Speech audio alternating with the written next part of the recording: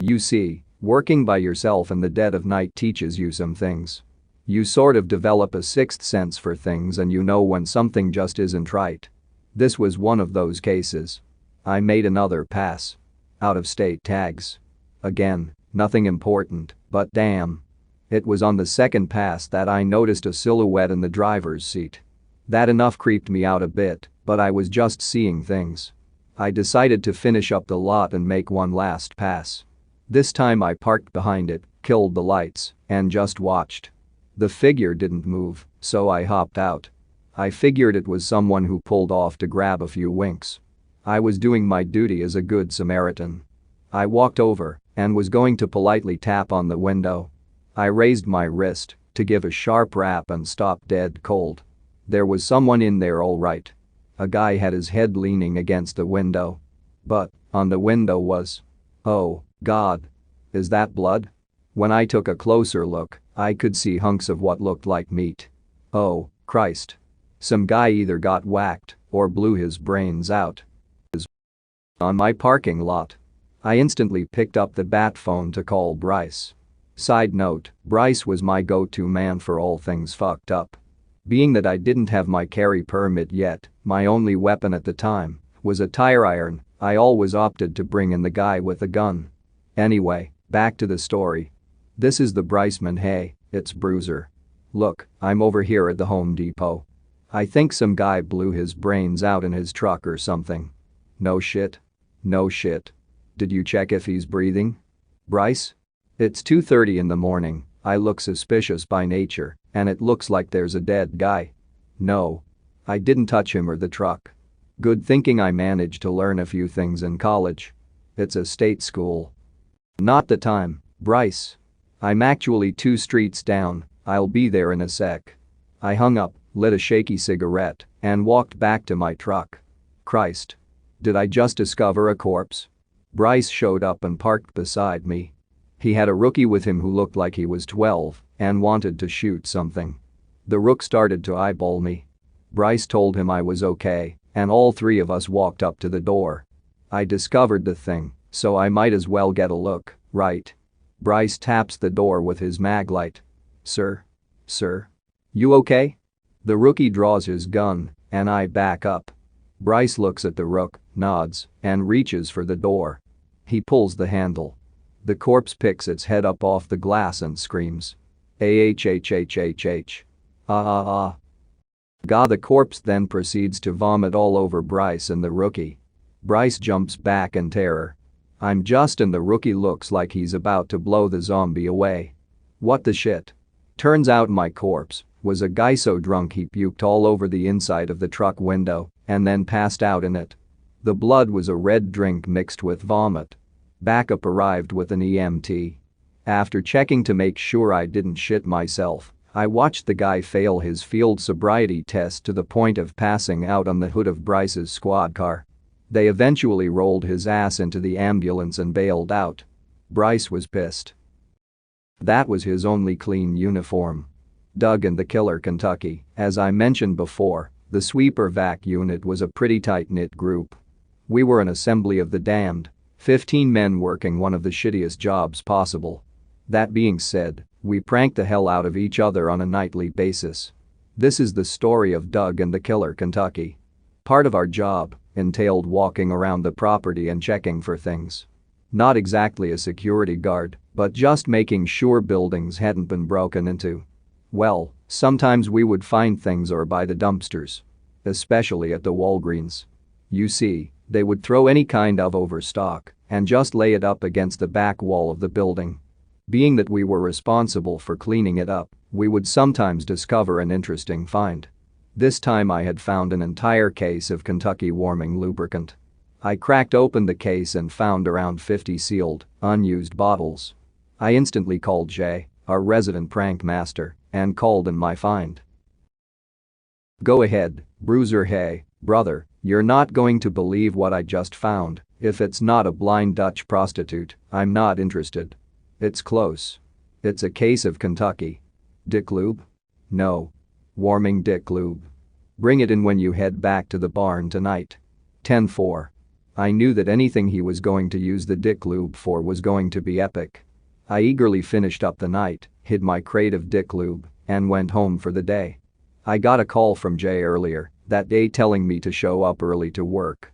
Our target was Doug. Doug was the epitome of he was paranoid to the point of idiocy, always looking behind him, always sitting with his back to the wall, and always annoying the piss out of us with stories about people trying to get him on his route. He also thought that Al-Qaeda was setting up a cell in Middle Tennessee. This would be like shooting ducks in a barrel. So Jay and I took the case of Kentucky around to the back, opened the cab of Doug's truck, and proceeded to bathe every surface of the truck in Kentucky. Pleased with our handiwork, we ducked back into the office when the rest of the crew showed up. Well, Doug was going on and on about how Metro PD was running surveillance on his route. He said that he had proof and that it was in his truck. So, he runs out and those of us that were in on it start to chuckle. A minute goes by, 2 minutes, 5 minutes. Jay just looks at me and says 3, 2. Oh wham. Goes the office door. Doug comes running into the office. Oh god. I've been poisoned. Oh my god. What do you mean? I've been sabotaged. There's acid all over the inside of my truck. It burns. Oh no. Who do you think it was? I fucking told you Al-Qaeda set up a cell. I told everyone. Oh god, the burning. It should be noted that Doug was covered head to toe in Kentucky, running around the office and shouting at everything. Maybe you should jump into the shower. Wash off the acid. Good idea, Bruiser. God, the burning. I couldn't help myself. The burnination? Yes. Finally his crazy ass runs into the locker room. There's a quick 2 beat, and then the entire room erupts into laughter.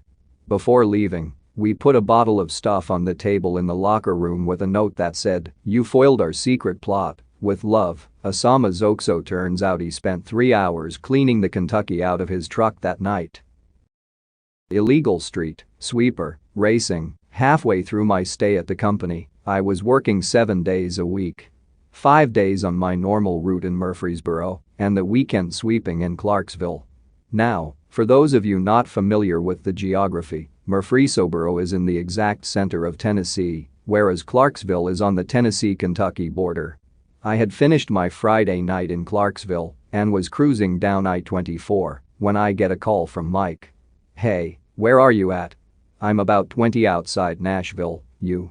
"I'm just wrapping up here in Green Hills, Nashville burb." "Cool, you want to meet up?" "Actually, I'm so fast I'll probably beat you back to Murfreesboro and have time to fuck your girlfriend." "That fast, eh? That fast?" "Well, perk up your ears, old man. I want you to hear this. Never. Not in this lifetime or the next will you ever beat me in a race. Not tonight. Not ever. Oh, we'll see. Give me a call before you reach the Trinity Lane exit. I'll be waiting. See you there." Now, Mike and I are pretty close. We tended to hang out after work during the week drinking beer and playing Need for Speed Most Wanted until noon. By the way, getting drunk at 9 a.m. is awesome. But I digress. I radio in that I'm about to pass the exit and the race is on. I pass his truck at 80 and he quickly catches up. My side mirrors are filled with his headlights as we fly down I-24 at 4 in the morning. He passes me and I drop the hammer. Tucking in behind his truck, I start drafting him at 97 miles an hour. The entire truck is shaking. For a brief instant I think that this rat trap piece of shit is going to fall apart around me. A demon is trying to escape from the hood. I can't imagine what 2 sweeper vac trucks traveling at speeds close to 100 miles an hour, inches apart from each other looks like. I see the sign for our exit, 3/4 of a mile. I slingshot around Mike and take a glance at the speedometer. There I can't see the needle and the ass end is poking toward 5. I finally pass him and rocket up the on-ramp. Our office isn't too far off the interstate and I do a good job of blocking until I get to the shop. Needless to say, I won. Well, we pull in and hop out. Ha. What the fuck did I say? Bruiser? You see that shit? I had the needle buried into the dash. I'm awesome. Bruiser? I think you need to buy the beer today because that shit was out of sight. Bruiser. What? Look at the ass end of your truck. I walk around and take a look. The rear axle at the wheel hubs was smoking. I did the mental connect the dots. Was I on fire? Yeah. You were. I tried to tell you, but you didn't hear me. Did it look cool? I bet it did. Are you kidding me? It was like the sweeper truck from hell. It was fucking fantastic. I knew it. And that was the end of the story. Or at least I thought it was until Bryce called me. Hey Bruce Bryceman. Yeah. Hi. Listen, I just got a call from a trooper friend of mine talking about a pair of sweeper trucks doing about $1.05 down 24. You know anything about that? No, are you serious? These things? They hardly do 80 right. Well, just look for the smoking truck. Apparently the guy was burning his axles and looked all 7 flavors of hell coming down the highway. Check that, it looked awesome. Sweeper Vac Olympics, you know, some of the shit we do could be considered a sport. And that's how the whole damn thing got started. You see, that night it was raining so hard that they were talking about flooding. When it rains that hard, the only thing you can do is go out, do the best you can, and usually head back really early. Well, a group of 5 of us got together and decided to have a competition to show off elite sweeper skills. There were 4 events: high-speed bottle toss, slalom, 30-yard shopping cart roundup, high-speed trash grab. At the end of our night, myself, Mike, Jay, Doug, and Mac met up at one of the largest properties. We parked the trucks and I explained the rules over the radio. Alright. 5 events, 1 point each. Person with the most points at the end of the night wins. First up is high-speed bottle toss. This event required the use of a 40 ounces. You see, the bottles were usually too big to suck up and would usually just roll with the truck underneath the suction head. The easiest way to suck them up was to catch it under the head, get it to roll with you, speed up to about 30 miles per hour, and then stomp the brakes while braking hard left. The bottle would then slingshot out of the head and go careening down the pavement and eventually break. The idea of this game was to see how far you could sling the bottle. Mac was up first. He captured his bottle, wound the truck up, and slung the bottle about halfway down the parking lot before it broke. Jay broke his bottle before he even started son of a bitch. Why ahaha. Doug sent his flying the wrong damn way and it exploded on a concrete island. Mike sent his bottle tearing across the parking lot. It slowed and rolled gently to a stop against a far curb line. Oh my. That's quite the shot. I'm just so new at. What is this called? The bottle toss. I never expected to win. Wipes a fake tear away, I'm so happy. Alright, old man. Watch this. I got a running start, scooped up the bottle underneath me, and dropped the fucking hammer.